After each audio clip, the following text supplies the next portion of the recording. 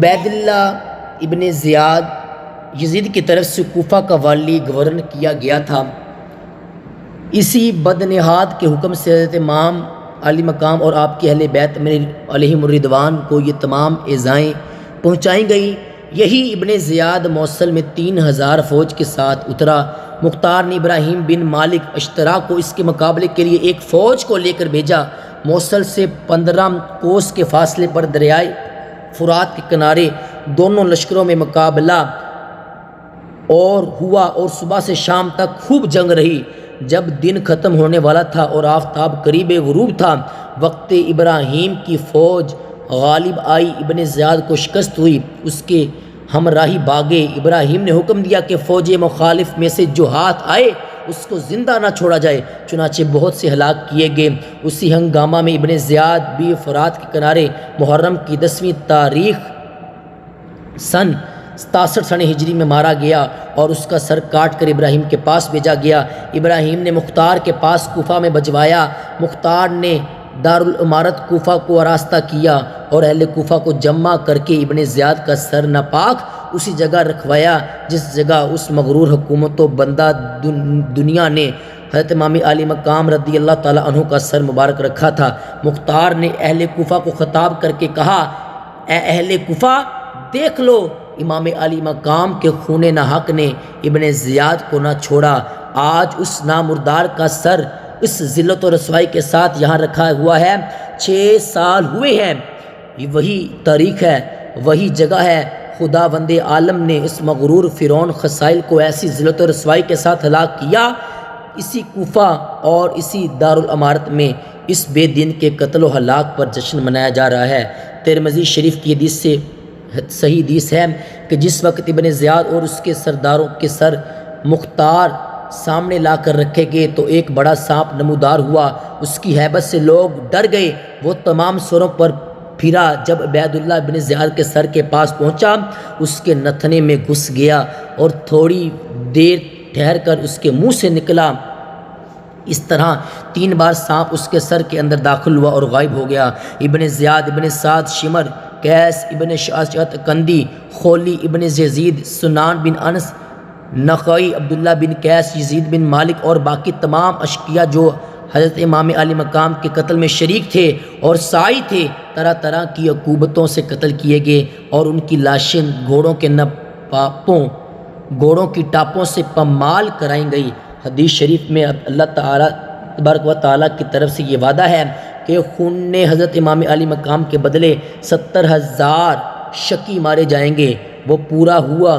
دنیا پر ستاران سیاہ باطن اور مغروران تاریخ کو دوروں کیا، امیدیں باندھ رہے تھے، اور امام علی مقام علیہ السلام کی شہادت سے ان دشمنان حق کو کیسی کچھ توقعات تھی۔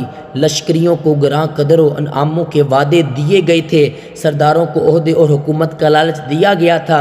یزید اور ابن زیاد وغیرہ کے دماغوں میں جہانگیر سلطنت کے نقشے کھینچے ہوئے تھے۔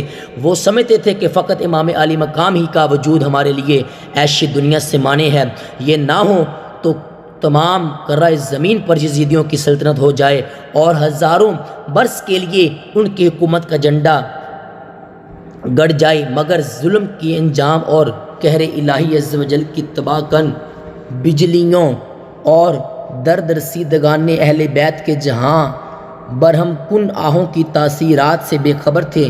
انہیں نہیں معلوم تھا کہ خون شہداء رنگ لائے گا اور سلطنت کے پرزے اڑ جائیں گے۔ ایک ایک شخص جو قتل حضرت امام علی مقام میں شریک ہوا ہے طرح طرح کے عذابوں سے ہلاک ہو گیا۔ وہی فرات کا کنارہ ہوگا، وہی عاشورہ کا دن، وہی ظالموں کی قوم ہوگی اور مختار کے گھوڑے انہیں رونتے ہوں گے۔ ان کی جماعتوں کے کثرت ان کے کام نہ آئے گی، ان کے ہاتھ پاؤں کاٹے جائیں گے، گھر لوٹے جائیں گے، سولیاں دی جائیں گی، لاشیں سڑیں گی، دنیا میں ہر شخص تف تف کرے گا۔ اس ہلاکت پر خوشی منائی جائے گی۔ معرکہ جنگ میں اگرچہ ان کی تعداد ہزاروں کی ہوگی، مگر وہ دل چھوڑ کر ہجڑوں کی طرح بھاگیں گے اور چوہوں اور کتوں کی طرح انہیں جان بچانی مشکل ہوگی۔ جہاں پائے جائیں گے مار دیے جائیں گے۔ دنیا میں قیامت تک ان پر نفرت و ملامت کی جائے گی۔ حضرت امام مقام کی شہادت و حمایت حق کے لیے اصلاح کے تمام تکلیفیں عزت ہیں، اور پھر وہ بھی اس شان کے ساتھ کہ خاندان عالی کا بچہ شیر بن کر میدان میں آیا، مقابل سے اس کی نظر نہ جھپکی، دم آخر تک مبارز طلب کرتا رہا، اور جب نامردوں کے ہجوم نے اس کو چاروں طرف سے گھیر لیا تب بھی اس کے پائے ثبات و استقلال کو لغزش نہ ہوئی۔ اس نے میدان سے باگ نہ موڑی، نہ حق و صداقت کا دامن ہاتھ سے چھوڑا، نہ اپنے دعوے سے دستبرداری کی، مردانہ جام بازی کا نام دنیا میں زندہ کر دیا، حق و صداقت کا ناقابل فراموشی درس و دیا، اور ثابت کر دیا کہ فیوز نبوت کے پرتو سے حقائق کانیت کی تجلیاں ان پاک باطنوں کے رگو پے میں ایسی جاگزیں ہو گئی ہیں کہ تیر و تلوار اور تیروں سنا کے ہزارہا گہرے زخم بھی ان کو گزند نہیں پہنچا سکتے۔ آخرت کی زندگی کا دلکش منظر اس کی چشم حق کے بیس کے سامنے اس طرح روکش ہے کہ آسائش حیات و دنیاوی کو وہ بے التفاتی کی ٹھوکروں سے ٹھکرا دیتے ہیں۔ حجاج ابن یوسف کے وقت میں جب دوبارہ حضرت زین العابدین رضی اللہ تعالیٰ عنہ اسیر کیے گئے اور لوہے کی باریک قید و بند کار باگراں ان کے تنے ناز نیم پہ ڈالا گیا اور پہرہ دار متعین کیے گئے، ظاہری علیہ رحمہ اس حالت کو دیکھ کر رو پڑے اور کہا کہ مجھے تمنا تھی کہ میں آپ کی جگہ ہوتا کہ آپ پر یہ بار مصائب دل پر گوارا نہیں ہے۔ اس پر امام زین العابدین رضی اللہ تعالیٰ عنہ نے فرمایا کہ کیا تجھے یہ گمان ہے کہ اس قید و بندش سے مجھے کرب و بے چینی ہے؟ حقیقت یہ ہے کہ اگر میں چاہوں تو اس میں سے کچھ بھی نہ رہے مگر اس میں اجر ہے اور تذکر ہے اور عذاب الہی کی یاد ہے۔